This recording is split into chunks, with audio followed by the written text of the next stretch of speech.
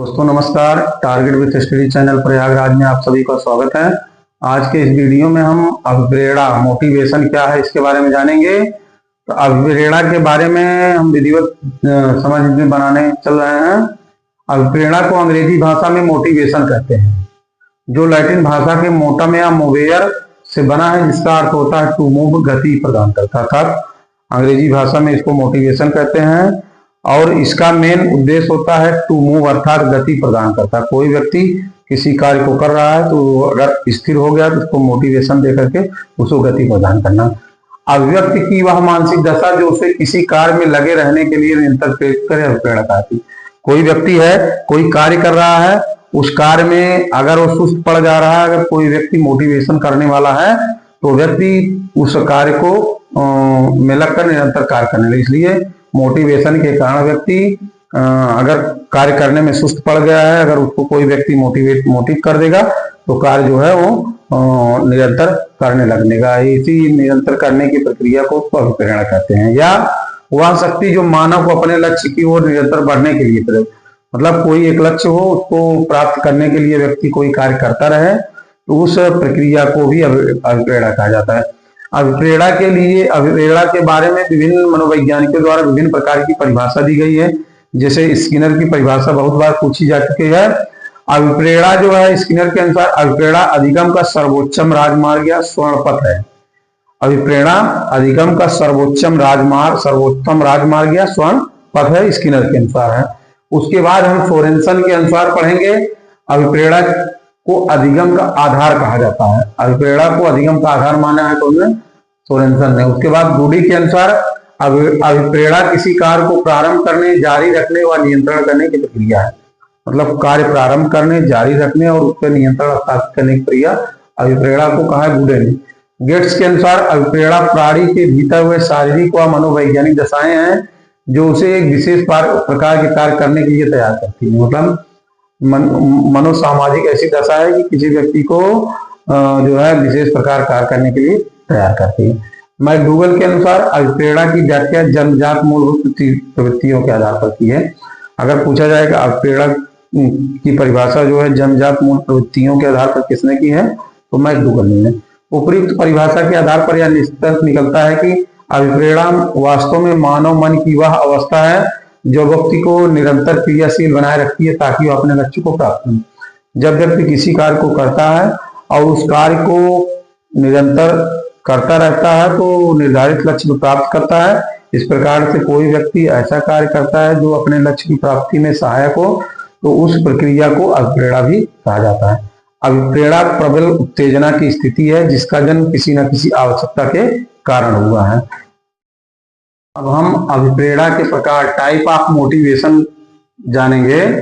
अभिप्रेरणा जो है दो प्रकार की होती है। एक होती है जन्मजात अभिप्रेरणा, दूसरी होती है अर्जित अभिप्रेरणा। जन्मजात अभिप्रेरणा को जैविक अभिप्रेरणा या प्राकृतिक अभिप्रेरणा भी कहा जा सकता है।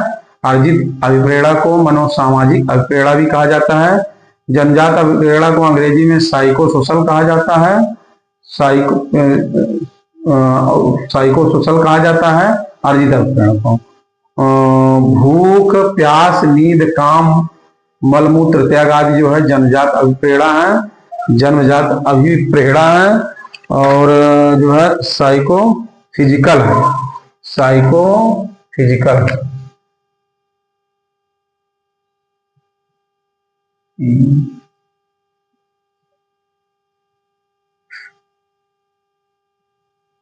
साइकोफिजिकल तो जन्मजात अभिप्रेरणा में होता है जो नेचुरल होता है। जैसे भूख है, भूख जो है नेचुरल चीज है।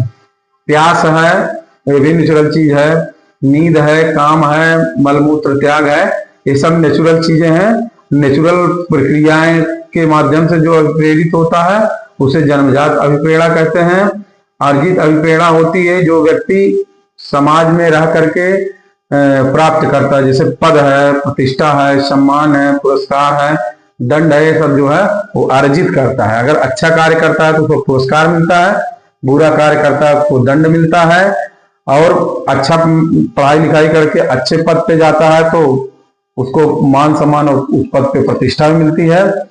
तो अभिप्रेरणा के दो प्रकार हैं। उसके बाद थॉमसन ने अभिप्रेरणा के दो प्रकार बताए हैं, एक होता है स्वाभाविक अभिप्रेरणा, एक होता है कृत्रिम अभिप्रेरणा। गैरेट ने अभिप्रेरणा के तीन प्रकार बताए हैं, जैविक अभिप्रेरणा, मनोवैज्ञानिक अभिप्रेरणा और सामाजिक अभिप्रेरणा। अभिप्रेरणा के मूल तत्व क्या है? Main elements of motivation. Main elements of motivation मतलब अभिप्रेरणा के मूल तत्व हैं। नंबर एक है, मेन एलिमेंट है आवश्यकता, जिसे कहते हैं नीड।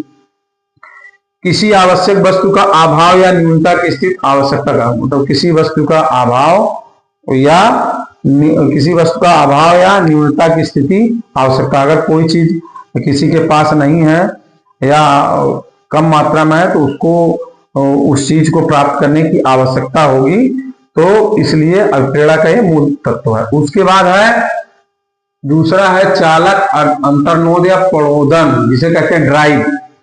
जब आवश्यकता के कारण मस्तिष्क में जो उद्वेलन पैदा होता है उसे चालक कहते हैं। जैसे आवश्यकता को प्राप्त करने के लिए हमारे दिमाग में जो जो प्रक्रियाएं होती हैं उसी को उद्वेलन कहते हैं। चालक या अंतर्नोद या प्रबोधन कहते हैं।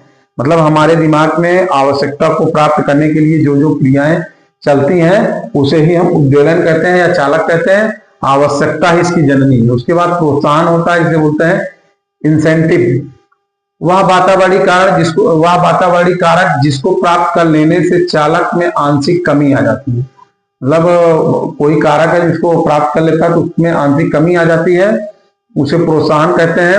मतलब कोई कार्य कर रहा है और कोई बच्चा अगर कोई कार्य कर रहा है और निर्धारित लक्ष्य को प्राप्त करने से थोड़ा सा बचा हुआ है, अगर उसमें थोड़ा ढीलापन आ गया तो उसको प्रोत्साहन के माध्यम से प्रोत्साहित करके उस कार्य को बढ़ाया जा सकता है। जैसे कोई बच्चा है रेस लगा रहा है और स्पीड में दौड़ रहा है, उसके बाद लास्ट छोर पे पहुंचने वाला होता है तो सब लोग कहते हैं जोर जोर से उसको प्रोत्साहित करते हैं, तो और जोश में आकर के अपने स्थान को पहुंच जाता है। तो प्रोत्साहन के कारण जो है बच्चा प्रेरित होता है और अपने निश्चित लक्ष्य को प्राप्त करता है, ताकि वह निश्चित दिशा में कार्य करते अपने लक्ष्य को प्राप्त करते हैं। अब मोटिवेशन फार्मूला है, कभी पूछा जा सकता है मोटिवेशन बराबर क्या होता है। मोटिवेशन बराबर होता है need, drive and incentive. Need आवश्यकता हो और उसके बाद जो है प्रोन्नत आवश्यकता हो, चालक हो और इंसेंटिव प्रोत्साहन हो, तो तीनों मिलाकर के मोटिवेशन होता है। मोटिवेशन का चक्र क्या है? Cycle of motivation. बीच में अभिप्रेरणा है, फिर आवश्यकता हुई तो उसके बाद ड्राइव हुआ तो प्रोत्साहन उसे मिला, प्रोत्साहन मिला फिर जो है वो निश्चित उद्देश्य को प्राप्त कर लिए। साइकिल है जो है अभिप्रेरणा का। किसी व्यक्ति में किसी चीज की कमी है, उसको प्राप्त करने के लिए उसके लिए वो कार्य करेगा तो चालक हो जाएगा, उसे प्रेरित करने के लिए वो प्रयास करेगा। आवश्यकता है तो उसको प्राप्त करने के लिए प्रयास करेगा, फिर उसके बाद प्रयास करते करते फिर कहीं उसकी गति धीमी हो गई तो उसको प्रोत्साहित कोई व्यक्ति करेगा। जब प्रोत्साहित हो जाएगा तो अपने निश्चित लक्ष्य को प्राप्त कर लेगा। उसके बाद है देखिए आवश्यकता चालक प्रोत्साहन। प्राणी के शरीर में पानी की कमी, अगर किसी व्यक्ति के शरीर में पानी की कमी है उसको क्या लगेगी? प्यास लगेगी तो क्या करेगा? पानी ढूंढेगा। तो इसका मतलब आवश्यकता है कि शरीर के अंदर पानी की कमी है, तो पानी की प्यास बुझाने के लिए पानी की कमी है तो उसको क्या लगेगी? आवश्यकता की किस चीज की? प्यास की आवश्यकता। जब पानी की कमी रहेगी तो उसको प्यास लगेगी तो पानी ढूंढेगा। तो ये जो है उसी तरह से भोजन को कमी रहेगी तो बालक क्या करेगा? भोजन की कमी रहेगी अगर उसकी बॉडी में तो उसको भूख लगेगी। जब भूख लगेगी तो भोजन को की तलाश में जाएगा। उसी तरह किसी व्यक्ति के नींद की कमी है तो उसको हमेशा नींद आती रहेगी। जब नींद आती रहेगी उसको उस नींद को प्राप्त करने के लिए वो सोएगा, तब उसकी नींद पूरी होगी। इस प्रकार से अभिप्रेरणा का एक चक्र है कि आवश्यकता, चालक और प्रोत्साहन तीनों एक सिक्के के पहलू हैं। तीनों के बिना ये जो है अभिप्रेरणा चक्र पूरा। हम अभिप्रेरणा के प्रमुख सिद्धांत, थ्योरी ऑफ मोटिवेशन, मतलब मोटिवेशन की कुछ महत्वपूर्ण थ्योरियां हैं, जिसमें एक महत्वपूर्ण सिद्धांत है अब्राहम मस्लो का आवश्यकता सिद्धांत, थ्योरी ऑफ नेसेसिटी अब्राहम मस्लो का। ये सिद्धांत हम जब मानवतावाद पढ़े थे तो उसमें पढ़े थे, लेकिन इतने डिटेल में नहीं पढ़े थे। तो अब्राहम मस्लो का आवश्यकता सिद्धांत है। अब अब्राहम मस्लो जो थे अमेरिका के मनोवैज्ञानिक थे, जिन्होंने मानवतावाद संप्रदाय के जनक थे। 1908 में इनका जन्म हुआ था। 1970 में इनकी मृत्यु हुई थी। ये अमेरिका के निवासी थे। इन्होंने मानवतावाद संप्रदाय के जनक थे। इन्होंने मानव की आवश्यकताओं को 5 कैटेगरी में डिवाइड किया है। 5 कैटेगरी में डिवाइड करके बताया है कि मनोदैहिक और शारीरिक आवश्यकता, मनोदैहिक और शारीरिक आवश्यकता, सुरक्षा की आवश्यकता। ये 2 आवश्यकताएं जो है व्यक्तिगत आवश्यकताएं हैं। और प्रेम एवं स्नेह की आवश्यकता, आत्मसम्मान की आवश्यकता, ये जो है सामाजिक आवश्यकता है। और आत्म सिद्धि की आवश्यकता जो है बौद्धिक आवश्यकता को इन्होंने 3 कैटेगरी में डिवाइड किया है। व्यक्तिगत आवश्यकता में 2 आवश्यकताएं आती हैं, जैसे मनोदैहिक या शारीरिक आवश्यकता, सुरक्षा की आवश्यकता। ये दोनों आवश्यकताएं व्यक्तिगत कैटेगरी में आती हैं। सामाजिक आवश्यकता में प्रेम एवं स्नेह की आवश्यकता और आत्मसम्मान की आवश्यकता। तीसरा है आत्मसिद्धि की प्राप्ति की आवश्यकता, ये बौद्धिक आवश्यकता है। और ये तीनों आवश्यकताएं, प्रेम एवं स्नेह की आवश्यकता, सुरक्षा की आवश्यकता और मनोदैहिक एवं शारीरिक आवश्यकता, ये निम्न स्तर की आवश्यकताएं हैं।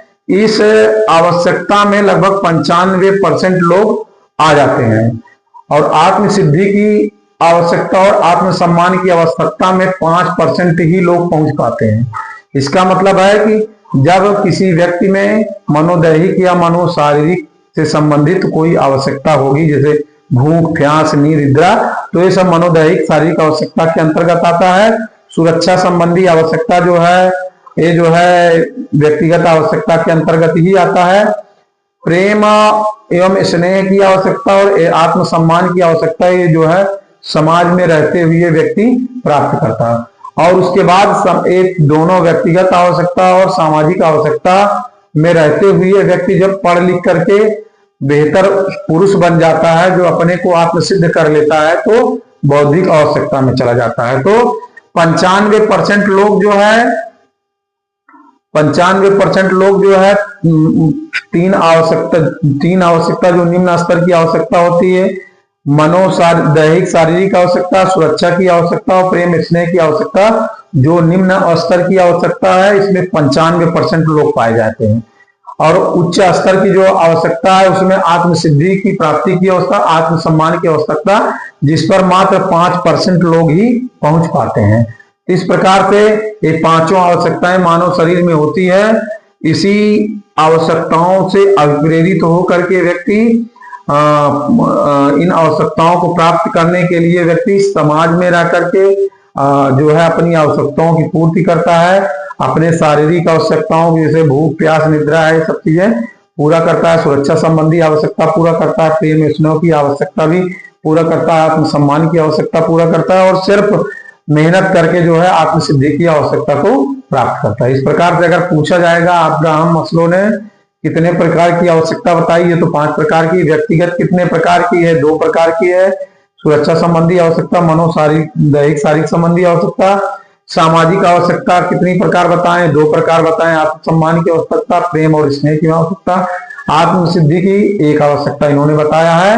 अब 3 आवश्यकता में 95% व्यक्ति पाए जाते हैं और 5% व्यक्ति जो है 2 आवश्यकता तक पहुंच पाते हैं। जैसे आत्मसम्मान की आवश्यकता कब होगी? जब व्यक्ति समाज में बेहतर प्रयास करके बेहतर जो है रिजल्ट लाए। जैसे बच्चा पढ़ने वाला है, पढ़ करके अच्छा जो है रिजल्ट लाया तो उसको सम्मान मिलता है। और उसके बाद पढ़ लिख करके कोई विशेष प्रकार की नौकरी या विद्वान बन जाता है, तो आत्मसिद्धि की अवस्था हो जाती है। तो इस अवस्था तक मात्र 5% लोग पहुंचते हैं। बाकी 95% इन तीनों नीचे की तीनों अवस्थाओं में फंसे रहते हैं। इसके बाद है कि मानवतावाद संप्रदाय की स्थापना अब्राहम मस्लो ने की थी और इसके समर्थक जो है कार्ल रोजर्स थे। इस संप्रदाय के अनुसार मानव के जीवन में उसकी आवश्यकताएं, मांगों की महत्वपूर्ण भूमिका होती है। इसलिए व्यक्ति को समझने के लिए उसकी आवश्यकताओं और मांगों का अध्ययन करना चाहिए। यह संप्रदाय सबसे अधिक व्यक्तिगत मूल्य पर एक बता रहा है। आवश्यकता की सबसे महत्वपूर्ण भूमिका मानव के जीवन में आवश्यकता या मांग होती है। अब आवश्यकता और मांग के आधार पर हम किसी व्यक्ति का अध्ययन करते हैं और उसका अध्ययन करने के बाद उसको जब हम उस तरह का मोटिवेशन, उस आवश्यकता को प्राप्त करने के लिए अभिप्रेरित करते हैं तो वही जो है अभिप्रेरणा की स्थिति बनती है। अब कुछ महत्वपूर्ण अभिप्रेरणा के सिद्धांत हैं जो कि मैंने जब संप्रदायवाद पढ़ा रहा था, मानवतावाद, तो उसमें मैंने बताया था, जैसे मैकडूगल की 14 मूल प्रवृत्तियां, इसके लिए स्पेशल वीडियो मैंने बनाया हूं। तो मैकडूगल एक पूछा जा अभिप्रेरणा में मैकडूगल की 14 मूल प्रवृत्तियों का सिद्धांत मैकडूगल ने दिया है। अभिप्रेरणा का प्रोत्साहन सिद्धांत किसने दिया है, पूछा जा सकता है कि अभिप्रेरणा का प्रोत्साहन सिद्धांत बोल्स एवं कोफमैन ने दिया है। अभिप्रेरणा की अनुवांशिकी पेटन का सिद्धांत लॉरेंज ने दिया है। अभिप्रेरणा का चालक अंतर्नोद प्रणोद का सिद्धांत सीएल ने दिया है। ड्राइव रिडक्शन थ्योरी, इसको मैंने मानवतावाद में बहुत बेहतर तरीके से बताया है, पीछे वीडियो है मानवतावाद, जब पढ़ेंगे तो उसमें दिया गया है। उसके बाद है मनोविश्लेषण सिद्धांत, इसको भी मैंने, फ्रायड का सिद्धांत है, इसको भी स्पेशल वीडियो में मैंने जिक्र किया है, इसको आप पिछले वीडियो में जाके मेरा देख लेंगे। उपलब्धि अभिप्रेरणा का सिद्धांत, उपलब्धि अभिप्रेरणा का सिद्धांत, इसके प्रतिपादक थे डेविस सी मैक्लीलैंड और उसके शिष्य एटकिंसन। ये पूछा जा सकता है उपलब्धि अभिप्रेरणा का सिद्धांत किसने दिया, तो हमको बताना है डेविस मैक्लीलैंड और उनके शिष्य एटकिंसन है। अब अधिगम प्रक्रिया में अभिप्रेरणा की क्या भूमिका है, जो हम अध्ययन अध्यापन करते हैं उसमें अभिप्रेरणा की क्या भूमिका है। अभिप्रेरणा से बच्चों में क्या होता है, लक्ष्य प्राप्ति में सहायता, कोई व्यक्ति किसी लक्ष्य को प्राप्त करना चाहता है, अगर कोई मोटिवेशन व्यक्ति उसको मिल गया, मोटिवेट कर दिए, तो बच्चा अभिप्रेरणा के माध्यम से जो है उस लक्ष्य को प्राप्त कर सकता है। अभिप्रेरणा के माध्यम से व्यक्ति अपने ध्यान को केंद्रित कर सकता है कि हम किस मैटर पे अपना ध्यान केंद्रित करके अपने लक्ष्य को प्राप्त करें, उस पर अपना ध्यान केंद्रित कर सकता है। अभिप्रेरणा के माध्यम से जब व्यक्ति जो है किसी लक्ष्य को प्राप्त करने के लिए कार्य करता है तो अपना मानसिक दिमाग चलाता है, इसलिए उसका मानसिक विकास भी होता है। व्यवहार नियंत्रण करने में सहायक, अगर उसकी अच्छी संगत नहीं है तब वो लक्ष्य को नहीं प्राप्त कर सकता, इसलिए अभिप्रेरित कोई व्यक्ति इसको अभिप्रेरित कर देता है निश्चित लक्ष्य प्राप्त करने के लिए, तो व्यवहार पर नियंत्रण करके वो व्यक्ति जो है प्रेरित होकर के अपने लक्ष्य को प्राप्त कर सकता है। अधिगम ये तो दिशा निर्देश, अभिप्रेरणा के द्वारा क्या पढ़ाया जा रहा है, क्या नहीं पढ़ाया, क्या पढ़ना है, क्या नहीं पढ़ना है। अगर कोई अध्यापक हमको अभिप्रेरित कर देता है, दिशा निर्देश दे देता है, तो बालक उस आधार से कार्य करने लगता है। सशक्त अधिगम दिशाओं का निर्माण, इससे क्या होता है, बच्चों को अभिप्रेरित करके बेहतर से बेहतर शिक्षण गतिविधियों के माध्यम से उसको अभिप्रेरित करके बच्चों को शिक्षण अधिगम प्रक्रिया से जोड़ा जा सकता है। इस प्रकार से हमने अभिप्रेरणा के सिद्धांत को बेहतर तरीके से समझा। अब आपको मेरी वीडियो पसंद आई हो तो मेरी वीडियो को लाइक करिएगा, कमेंट करिएगा, मेरे चैनल को सब्सक्राइब करिएगा तथा बेल आइकन जरूर दबाइएगा, जिससे लेटेस्ट नोटिफिकेशन आपको जरूर मिलता रहे।